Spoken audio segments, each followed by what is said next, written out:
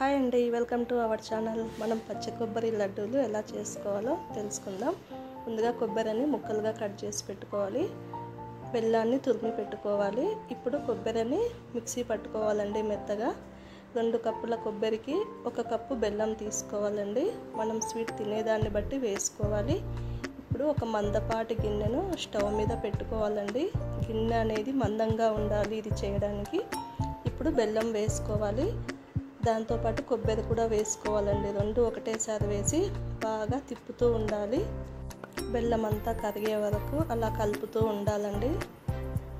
మంటని సిమ్లో పెట్టి బాగా తిప్పుతూ ఉండాలి, అడుగు పట్టకుండా.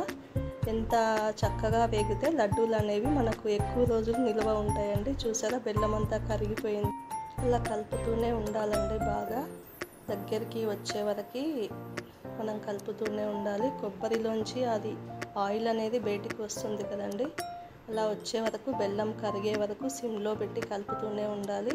ఇలా కలర్ అనేది చేంజ్ కావాలండి, గోల్డెన్ బ్రౌన్ కలర్లోకి రావాలి. ఇప్పుడు ఒక బాండీలో నెయ్యి వేసుకొని జీడిపప్పులు వేయించుకోవాలి. జీడిపప్పులు వేగిన తర్వాత బాగా బ్రౌనిష్ కలర్ వచ్చే వరకు వేయించుకోవాలండి. వేగిన తర్వాత ఇప్పుడు దాంట్లో కొబ్బరి బెల్లం మిశ్రమంలో వేసుకోవాలి. వేసుకున్నాక బాగా కళ్ళ తిప్పుకోవాలండి మొత్తాన్ని.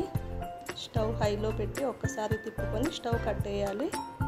నెయ్యి అంతా మిశ్రమానికి పట్టేటట్టు బాగా కలుపుకోవాలండి. స్టవ్ నుంచి దించేసి చల్లగా అయిన తర్వాత ఉండలుగా చుట్టుకోవాలండి. మనకి ఏ సైజులో కావాలంటే ఆ సైజులో చుట్టుకోవాలి. చూసారా ఎంత బాగా వస్తున్నాయో లడ్డూలు. మీరు కూడా తప్పకుండా ట్రై చేయండి. ట్రై చేసి ఎలా వచ్చాయో నాకు కామెంట్ బాక్స్లో కామెంట్ చేయండి. ప్లీజ్ మా ఛానల్ని సబ్స్క్రైబ్ చేసుకోండి, లైక్ అండ్ షేర్ చేయండి. ఇది హెల్త్ పరంగా చాలా మంచిదండి. రక్తహీనత ఉన్న వాళ్ళకి బెల్లం కొబ్బరి అనేది చాలా హెల్ప్ చేస్తుంది. కాబట్టి తప్పకుండా అందరూ ట్రై చేయండి. పిల్లలకైతే చాలా మంచిదండి. Thanks for watching.